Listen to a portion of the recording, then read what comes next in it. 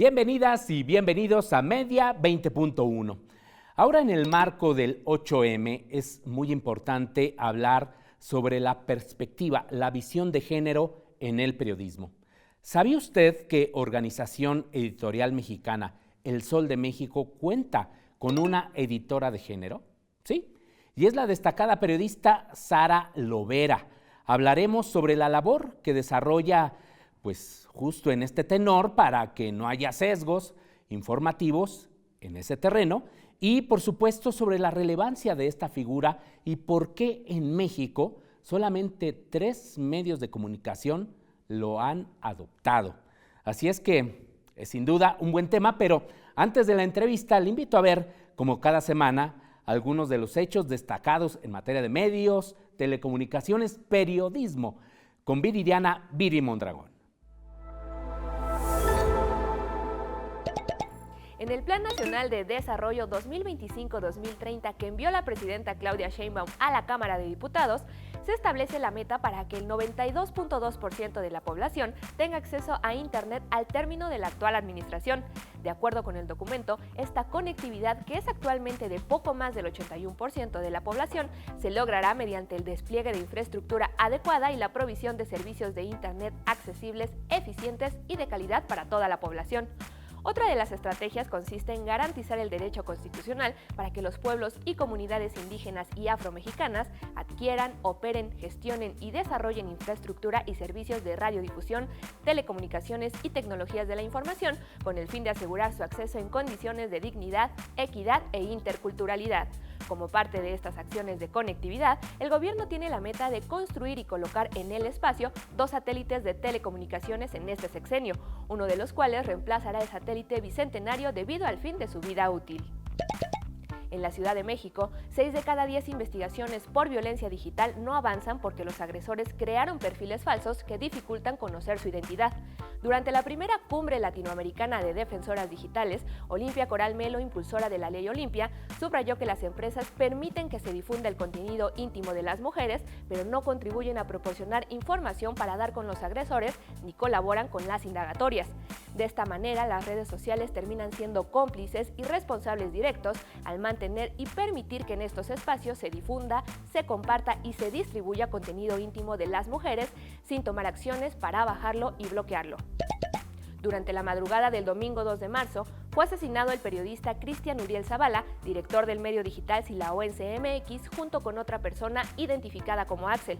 El vehículo en el que viajaban fue localizado en la carretera Silao-Romita. El homicidio es investigado por la Fiscalía General del Estado de Guanajuato. Al respecto, la organización Artículo 19 condenó el asesinato y exige a la Fiscalía Especial para la Atención de Delitos Cometidos contra la Libertad de Expresión una coordinación con la Fiscalía de Guanajuato para una investigación diligente y expedita. Uno de los mejores momentos de la ceremonia de la entrega del Oscar, de acuerdo a las audiencias, fue cuando el cineasta brasileño Walter Salles recibió la preciada estatuilla como la mejor película internacional. Y es que es la primera vez en la historia que Brasil logró llevarse un premio de la Academia. Para los expertos es también un triunfo para el cine independiente. La cinta, basada en la novela homónima de Marcelo Rubens, Aún estoy aquí, aborda la vida de Eunice Paiva, quien se convirtió en activista tras la desaparición forzada de su esposo Marcelo Rubens durante la dictadura militar. Cuando se dio a conocer la película ganadora, el júbilo estalló en calles de ciudades de Brasil, tal como lo reportaron decenas de usuarios en redes sociales. Una de las cadenas de televisión más importantes de Estados Unidos, Sinclair Broadcast Group, hace uso de inteligencia artificial para ofrecer traducciones al español en tiempo real de sus noticiarios locales. La tecnología ya es utilizada en sus televisoras ubicadas en Baltimore, San Antonio, West Palm Beach y Las Vegas. Sinclair opera más de 180 estaciones afiliadas a cadenas como ABC, CBS, NBC y Fox. Esta decisión se toma después de que el gobierno de Donald Trump retirara el idioma español en el sitio web de la Casa Blanca y estableciera mediante decreto que el inglés sea el único idioma oficial en Estados Unidos. Estas fueron algunas de las noticias más destacadas de la semana. Regresamos con Gabriel Sosa Plata con más información en Media 20.1. Muchísimas gracias a Viri Mondragón por esta información y muchísimas gracias a nuestra invitada Sara Lovera. Qué honor tenerte aquí, eres una muy destacada periodista, muy reconocida, con una enorme trayectoria. Nos da mucho gusto. Al contrario, Gabriela, a ti muchísimas gracias por invitarme. Sara. En estos días. En estos días tan importantes. Es importante hablar justo sobre la perspectiva de género en el periodismo porque en ocasiones hay muchos sesgos, en ocasiones no sabemos abordar periodísticamente con visión de género o perspectiva de género, y esto llevó a que Organización Editorial Mexicana, El Sol de México, creara esta figura editora de género. ¿De qué va esta figura? Ya hemos hablado en algún momento aquí en este programa, pero pues es la primera vez que ocurre en un medio escrito y con una presencia nacional muy importante. Sí, es una empresa privada además. Así es. Porque donde se han decidido que haya editora de género son medios públicos o universitarios, me parece. Sí, sí, sí. Creo que es uno universitario. La Universidad Autónoma de Querétaro, sí. En este caso, en sus medios universitarios, y la Universidad de Guadalajara. O sea, que las dos son universitarias. Así es. Hablando desde aquí, para mí es un honor estar aquí contigo, porque para mí la Universidad Nacional Autónoma de México significa muchas cosas. Y significa seguramente para muchos mexicanos y mexicanas. Yo creo que es una decisión editorial de la OEM, que le diría al público que es una empresa que la dueña y la directora general es Paquita Ramos, que es una mujer, no solo por ser mujer, sino una persona de mucha sensibilidad, y por supuesto Marta Ramos, que es la directora general editorial. Yo creo que ellas dos confabularon esta historia.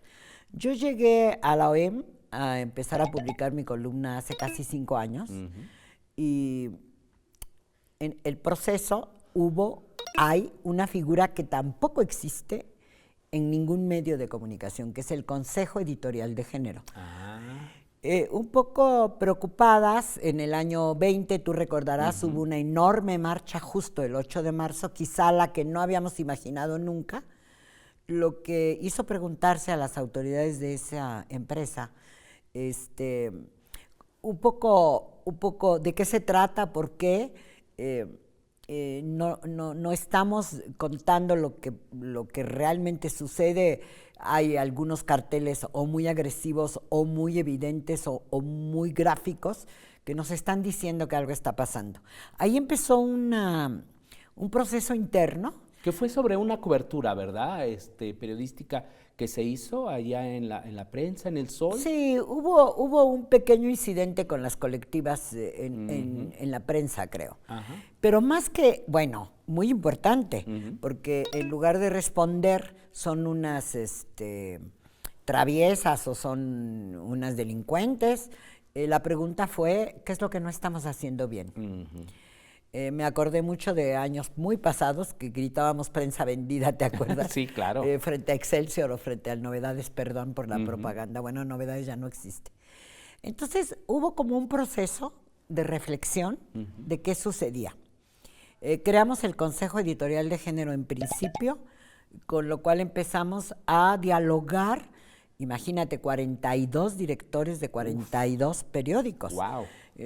Gracias a la nueva tecnología que están físicamente en una transmisión a distancia, que pudimos ir como desbrozando de qué se trataba y por qué inquietaba. Y bueno, se pasó el tiempo y después creamos el podcast de La Lobera, que tampoco en empresas privadas se acepta la palabra, todavía cuesta trabajo hablar de feminismo. Y el podcast de La Lobera se llama Feminismo desde cero. Creo que es muy importante porque puede llegar a muchísimas personas. Hay momentos en que tenemos una enorme audiencia. Y a raíz del podcast, el 1 de junio fueron las elecciones, ¿o qué día? De julio, ¿no? O de julio. Ese día decidieron dar el siguiente paso, dijo la empresa y Marta Ramos y por supuesto el director. Crear editora de género.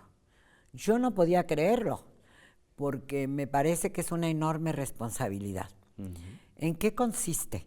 en que tienes que hacer orientaciones editoriales sobre varias cosas, sobre contenidos, sobre sesgos que se van en el lenguaje, a veces en las cabezas, a veces en las fotografías con más frecuencia de lo que uno imagina, que de alguna manera están detonando discriminación, o a veces una imagen, en fin.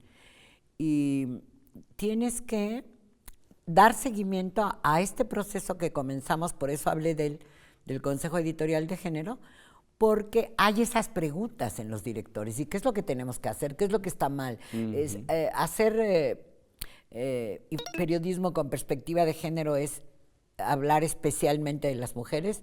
Tenemos que tener cuidado. ¿Qué es el lenguaje inclusivo? Y bueno, ha sido una enorme experiencia, Gabriel, porque yo no hubiera imaginado que se podía hablar con personas que tienen una enorme responsabilidad en sus localidades. Los productos de la OEM llegan a ciudades desde hace muchos años. Sí. Hay por ahí algún periódico que tiene 75 años o que tiene 48. Y hay localidades donde solamente llega el sol, que es el medio informativo ahora en todas sus versiones. Está impreso, pero está en portales, digital, claro. En fin, y en todas las redes sociales. Pero a veces hay lugares donde solamente impreso, solamente hay el Sol de México. Entonces es como muy interesante cómo se ha ido caminando en una idea que debo decir, perspectiva de género no significa mujeres, perspectiva de género no significa necesariamente hablar todo con la A o escribir todo con la A, tampoco significa darle prioridad a las mujeres. Significa solo mirar tu alrededor. Y si tú miras tu alrededor, te vas a dar cuenta que las mujeres en esta época somos mujeres totalmente distintas a hace apenas 50 años. Sí. Que estamos en todos lados. Que hay que ser buen periodista para contar lo que está pasando. Y si tú quieres contar lo que está pasando, tú necesariamente te vas a topar con la presencia de las mujeres en muchos espacios, en todos los niveles, como funcionarias o como, no sé, actrices o como inventoras o como funcionarias públicas, y también te vas a encontrar mujeres que viven la violencia y la discriminación. Que sigue siendo muy grave en México. Sí, sigue siendo, es en todo el mundo. Es una cosa que está directamente relacionada con la discriminación y con una cosa que yo a todo mundo que veo le pregunto, dígame la verdad, ¿usted en el fondo de su corazón cree que las mujeres valemos menos que los hombres? Porque hay un rezago que tiene que ver con el conocimiento y la cultura. Y este desconocimiento de lo que somos los seres humanos, pues produce discriminación como en el siglo XIX. Es como muy lamentable. Y entonces en el trabajo cotidiano del periodismo se expresa, claro, a veces sin querer. Claro, de manera inconsciente. Se expresa en todas las actividades que realizamos hombres y mujeres y se expresa de manera lamentable en los medios de comunicación, porque yo digo que los medios de comunicación son como la otra columna de lo que sería la educación. Claro, porque reproducen ese discurso. Tenemos ya que hacer la pausa. Sí, claro. Sara Lovera, y ahora nos platicas de los retos que enfrentas cotidianamente. Así que, por favor, no se vaya. Continuamos en esta entrevista a Sara Lovera en Media 20.1.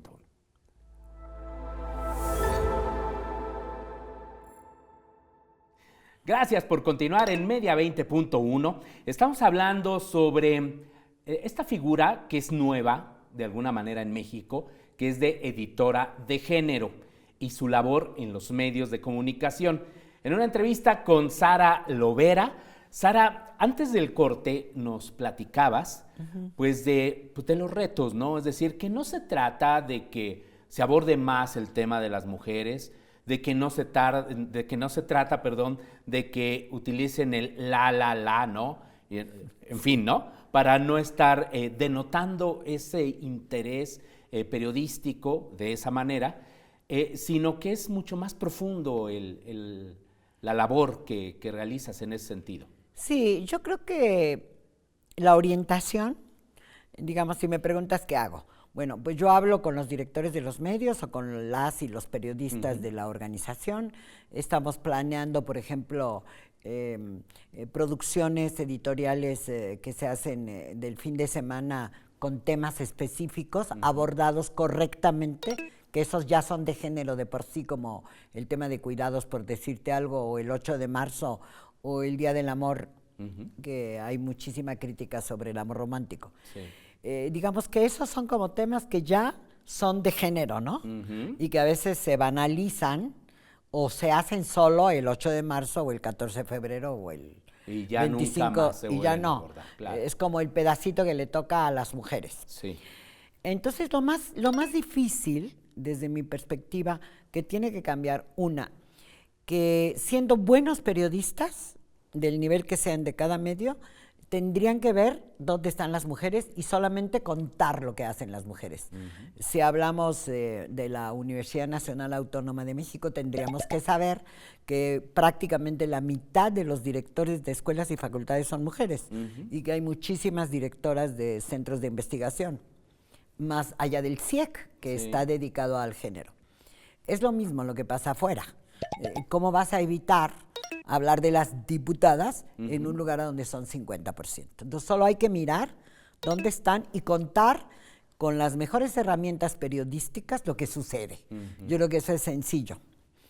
La otra cuestión es que, dada la idea que se tiene de las mujeres, con todos los problemas de los que hablamos, las mujeres violentadas, las madres buscadoras, las madres del feminicidio, los huérfanos del feminicidio, las desaparecidas,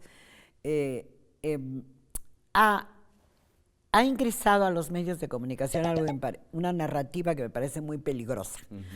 Como somos menos que los hombres, y se piensa ¿Pero que... menos en qué sentido? En todos los sentidos se piensa. Son menos inteligentes, se menos... piensa, claro. Se piensa. Sí, hay una idea, ¿no? Que opera incluso inconscientemente, como decíamos. Por lo tanto, somos más débiles. Se sigue pensando. Somos más sentimentales, ¿no? Somos menos audaces. Entonces, estas mujeres que sufren violencia, que viven buscando a sus hijos e hijas, se consideran víctimas. Se usa demasiado la palabra víctima y se victimiza demasiado a las mujeres. Se las presenta siempre en medio de una tragedia. Somos las mujeres las que sabemos llorar. Entonces explota justo lo que sí existe, que es el sufrimiento, o que es la pena, o que es la indignación. Entonces, esa es una narrativa que hay que sacar de los medios. Tratar a las mujeres solo como víctimas y ponerlas en condiciones de exagerada, no solo sufrimiento, sino oposición. Una posición demandando justicia, hablando siempre de sus hijos. Yo digo que es tan peligroso como que hemos reforzado la idea de que las mujeres solo somos madres. Y a veces las buscadoras, las madres buscadoras, y no qué, las hermanas, las tías, las hijas de los desaparecidos y de las desaparecidas. Entonces creo que esa narrativa es en la que estamos trabajando fuertemente, porque en efecto hay una enorme cantidad de población femenina que está viviendo los estragos de la violencia, pero también del despido, ¿no? Y entonces también son víctimas, y vino y dijo que no va a tener dinero para darle de comer a sus hijos, y a veces para lo que no tiene dinero es para cambiar su coche ese año, que es válido, o para comprarse sus libros porque está en la universidad. Entonces tenemos que voltear de cómo vemos a las mujeres totalmente y cómo verlas de otra manera. Y no solo como seres humanos con derechos iguales, no solamente como personas completas, sino además como integrantes de una sociedad donde ellas ponen como el 26% del Producto Interno Bruto por el trabajo de cuidar enfermos, maridos, nietos, nietas, hijos e hijas. Trabajo no remunerado. Trabajo no remunerado, ¿no? Sí. Sino que además estamos contribuyendo en la productividad como obreras y trabajadoras y funcionarias y trabajadoras del servicio público. Pero además estamos contribuyendo al conocimiento, ¿no? Cuando tú piensa la enorme cantidad de profesoras del kinder a la maestría en la Facultad de Ciencias de esta universidad. Estamos contribuyendo a esclarecer la verdad, todas las que son investigadoras, que están descubriendo no solo la verdad de las mujeres, sino de toda la sociedad. Y encima, si fuéramos muy justos, o quisiéramos ser justos, están legislando, están gobernando, están en el peligro. Yo decía que tener una presidenta de la República la hace vulnerable porque va a tener que responder a las cosas que esperamos las mujeres de ella y de todos los problemas del país. No, claro, ¿no? claro, y ¿Sí? todos los días también, yo veo las redes, es a veces atroz, ¿no? Las misóginos, críticas ¿no? Solo por el hecho justo De ser mujer. de ser mujer. Justo sobre este tema, ¿no tuviste resistencias después de una forma de trabajo o ha sido también como que llevar una cultura a nuestro gremio, el periodístico, que en ocasiones es también muy machista? Y No en ocasiones. No en ocasiones, bueno, muy machista y que aparte estamos aferrados a nuestras ideas, a nuestra forma de ver el mundo y las cosas. Mira, cuando yo empecé a pensar en estas cosas, que fue casi cuando llegué al periódico, porque ahí me encontré una mujer, no te voy a contar la historia, pero digamos que muy pronto. Estaba en un periódico de tinte o de decir que era socialista y la igualdad estalinista me ayudó. Okay. Después había un genuino interés por algunas cuestiones. Yo recuerdo la primera sesión en la Cámara de Senadores en ¿qué te diré? En 1974, 73, que se estaba modificando la ley de población, que Silvia Hernández, una señora política, ¿no? Y que fue senadora y secretaria de Turismo, habló ahí y dijo, hay 500 mujeres que se mueren por aborto cada año. Había como un genuino interés en hablar de la reproducción y de lo que ahora se llaman derechos sexuales y reproductivos, en ese periódico. Después no te voy a contar todos los lugares donde he trabajado, pero nunca he trabajado en un lugar donde no haya un pequeño espacio para hablar de los problemas reales de los hombres y las mujeres. Ayudaron muchas cosas. También ayudó la política oficial instalada en 1975. Estamos por cumplir 50 años de la primera Conferencia Mundial de la Mujer, que se hizo en México. Entonces, ayudó que el perfil de los periódicos, como concesión, había resistencias más de mis compañeros, había burlas de muchas de mis compañeras. Ahí viene Sara con su monotema. Así que yo fui una reportera común y corriente que además, comillas, escribía sobre la condición social de las mujeres. Bueno, y después me dediqué, hace casi 35 años, a la formación pero de mujeres periodistas, muy al estilo tradicional del feminismo que se llama de los años 70 del siglo pasado, trabajar sobre todo con mujeres, pensando entrar por allí, a que ellas modificaran los contenidos. Bueno, ellas encontraron muchas resistencias, y si tú piensas en algunas ciudades de este país, terrible. Trabajé ahí mucho tiempo, creamos las redes de mujeres periodistas, después creamos las redes de periodistas e incluimos a muchos de nuestros compañeros, pero yo no había podido discutir con los dueños o con los directores. Son los que no van a los talleres, ¿no? Y no iban. Sí, porque ellos lo saben todo. Lo saben aparentemente. todo. Iba a punto de decirte el nombre de un periodista muy famoso y muy buen periodista, pero no lo voy a decir, que ha sido responsable de medios, que después de 20 años de conocerme, me dijo, ¿y por qué no haces talleres? Le digo, tengo 20 años haciendo talleres, tú no has querido entender. Claro.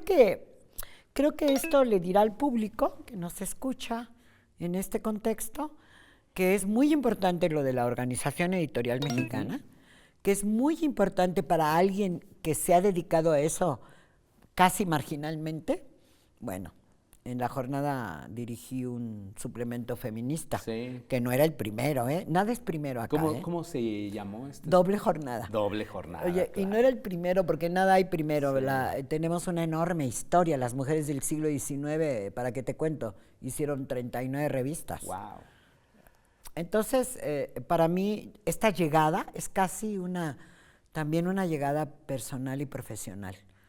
Justo lo que yo imaginé o soñé, poder hablar con el director. Ayer hablaba con el director de uno de nuestros diarios y le hablaba de tú y luego le decía, y tienes que pensar en a quién vas a invitar al foro. O sea, un poco ejecutiva. Claro. Es como un regalo de la vida con estas canas y estos años, ¿no? Oye, pues qué interesante, Sara. Ya se nos terminó Sí, el yo tiempo, sé. pero me parece que es algo que debemos impulsar en todos los medios de comunicación. Yo creo que sí. Incluida TV UNAM, Radio UNAM, cada vez más periódicos, porque en efecto es importante ya que ese chip nos lo cambiemos. Exactamente. Gracias, Sara, por acompañarnos y No, al platicarnos tu contrario, experiencia. muchísimas gracias. Editora de género, hay que seguirla, hay que escuchar el podcast. ¿Cómo se llama? ¿Lo recuerdas? El podcast de La Lobera, Feminismo desde cero o Feminismo cotidiano, muy atrevido. Muy atrevido. ¿Y la columna,